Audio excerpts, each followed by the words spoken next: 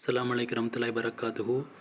அதாவது இந்த அல்லாஹ் நம்ம கூட பேசக்கூடிய வார்த்தை என்னன்னு பார்த்தீங்கன்னா, அல்லாஹ்வுடைய அருள், அல்லாஹ்வுடைய கருணை வந்து யார் மீது வந்து இறங்கும், யாருக்கு கிடைக்கும் அப்படின்னா, அவங்களுடைய செயல் எப்படி இருந்துச்சுன்னா அவங்களுக்கு அருள் கிடைக்கும் அப்படின்னா, அவங்க வந்து உள்ளச்சத்தோடு தொழுவாங்க. அது மட்டும் இல்லாமல் ஜக்காத்து கொடுப்பாங்க, நியாயமாக சம்பாதிச்சு ஜக்காத்து கொடுப்பாங்க. அது மட்டும் இல்லாமல் அல்லாஹ்வுடைய தூதர் வழிகாட்டி தந்த செயல்முறை, ரசூல்லா முகமது நபி ஸல்லல்லாஹு அலைஹி வஸல்லம் என்ன செயல்முறை செஞ்சாங்களோ அதே செயலை இவங்களும் செய்வாங்க.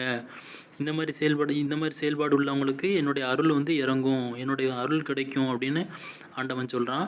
அதே மாதிரி நம்மளும் உள்ளச்சத்தோட பொருள் உணர்ந்து அல்லாஹ் நம்மளை பார்த்துட்டு இருக்காங்கிற உணர்வோடு தொழுது நியாயமாக சம்பாதிச்சு ஜக்காத்து கொடுத்து, அதேமாதிரி ரசூல்லா என்னென்ன செயல்பாடுகள் செஞ்சாங்களோ, அவங்களோட பேச்சு எப்படி இருந்துச்சு, அவங்களுடைய செயல்பாடு எப்படி இருந்துச்சு, அதுமாதிரி நம்மளுடைய பேச்சும் செயல்பாடும் குணமும் அமைஞ்சதுன்னா அல்லாஹ்வுடைய அருள் வந்து நமக்கு வந்து இறங்கும்.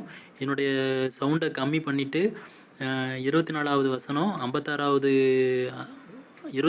அத்தியாயம் 56வது வசனத்தை படித்து பாருங்கள். உங்களுக்கு அருள் வேணும்னா இதை நீங்கள் செயல்படுங்க, அல்லாஹ்வுடைய அருள் உங்களுக்கு கிடைக்கும்.